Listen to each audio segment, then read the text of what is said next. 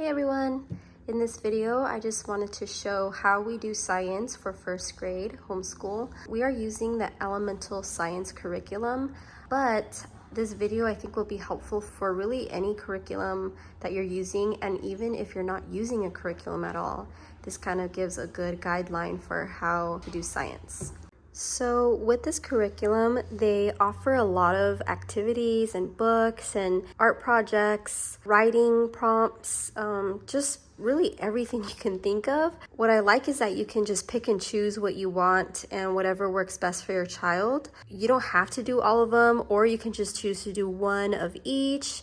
You can really tailor it to what is best for you and your family. But another thing I wanted to bring out was that you can just use this as a guideline and then just do your own thing. You can even just be really creative and kind of replace what it has here, but it still gives you an idea of what to do. So right now we're doing the animal unit. So every week they have a few different animals that you can research on and do a little project and, you know, write something about it. And so I'm going to use this week as an example just to kind of show how you can do science and really make it the best, because again, you're going to be tailoring it for your family, and also you could do it as fun as you want, or as intense as you want, or as gentle as you want. So here we are at week 2 and this week we're going to look at animal defenses.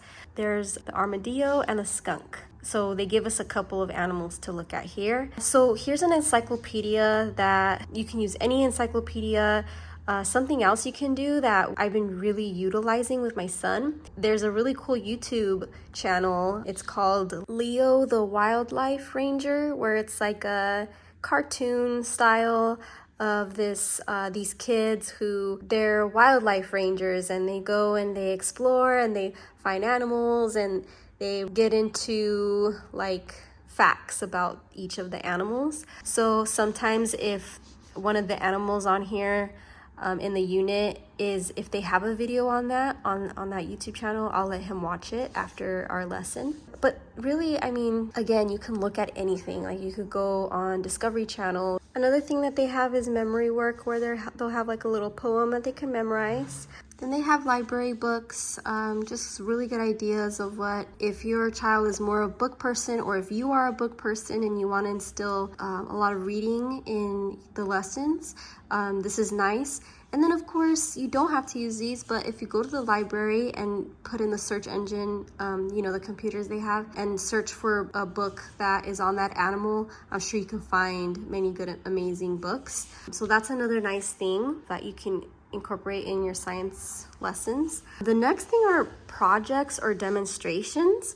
They always have a nice simple demonstration or a project that you can do for the week. So this week, as an example, it's talking about the armor of an armadillo. Let's turn the page to get the actual They give examples of other defense mechanisms that animals have, and then they have a chart in their student workbook. This is the chart that they have in the student workbook, where you list the animals you see throughout the week, or maybe it's just one day. You just go out there and look and observe the animals, and you put the defense that they use. Especially if you get close to them, you can notice the defense that they'll use. So this is the chart that they have, and then there's other things you can fill out, but that's just if you have this student workbook. But you could just use a simple notebook and then just write what you observed. But of course, even in this case, you can always, I'm sure for free, just look up something online, whether it's Google or Pinterest. You could find a really cool project, or you can even just try to be creative and think of something that you can do for the science lesson. Sometimes this book will have other demonstrations, but this was the only one they had for this week. There is this little game that you can do where it says you can use the Bally Bean Boozled game to learn about mimicry. So you can kind of connect that to the lesson. So now there's art. They provide coloring pages that you can buy for every lesson. Over here, there's this habitat poster, where this is the habitat poster placement guide. So just so you know which animals goes with what habitat. But if you flip, you'll see the different habitats. This one's grassland. This one's an ocean habitat, just as a couple of examples. But see how there's some art there, and you can add painting to that, or just simple markers, colored pencils. Make it as creative as you want. And then they have this diet chart where you just list the if the animal is a carnivore or herbivore or omnivore. Okay, I went to a different, well, first of all, I have a different background. I had to move my location, but I went to a different week just to show an example of other art projects they have. So for this week, they had them look at a lion, and this is an egg carton lion. They tell you what materials you need, and then they tell you the blog that you can look up to give the instructions on how to make that. And then here's a cheetah mask. So again, another art project of how to make a cheetah mask that they can wear, what materials you need, and how to make that. So every week there are really nice different art projects you can do and really good ideas. But again, you can always just Google it or Pinterest it if you just want to kind of go off on your own and pick something that you feel is really truly the best for your child. Now, writing is more specific to this actual curriculum, I feel, because you can totally actually just use a regular notebook. You don't really need this student workbook. But just as some examples here, usually they'll have the animal, or in this case, the term migration, the concept of what type of diet the animal will have, whether it's a carnivore or an herbivore or omnivore. So if you go back to this book, that falls under writing, and it'll say, have the students dictate, copy, or write 1 of 4 sentences on, whatever it is that they're learning that week. And then there's a vocabulary page if you go to page 103 in this book. And here's a glossary that they could fill out. We have not been using this because I feel like for a first grader, he already writes a lot with this page here and the demonstration pages.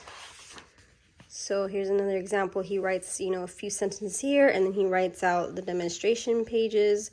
It's a lot of writing, so I don't have him do the glossary, but that is there if you would like it. And then lastly, there's a review sheet, which is kind of like a quiz, and that again is in this student workbook, and that's in the back. So here's some examples of what that would look like.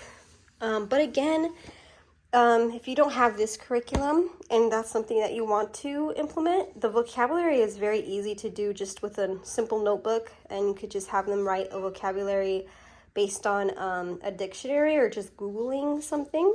And so you could just see how simple it can be, because I know sometimes, with this curriculum, the elemental science, it can look very complicated. It could look like there's just so much for them to do.